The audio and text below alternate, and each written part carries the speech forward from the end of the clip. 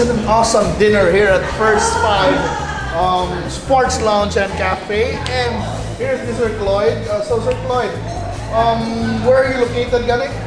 We're located in Bonifacio District, here in Barangay Kasambagan, Cebu City. And you're open? We're open. Lunch service starts at 11 o'clock in the morning until 2 p.m. And then for dinner service, we're open at 6 p.m. until 12 midnight.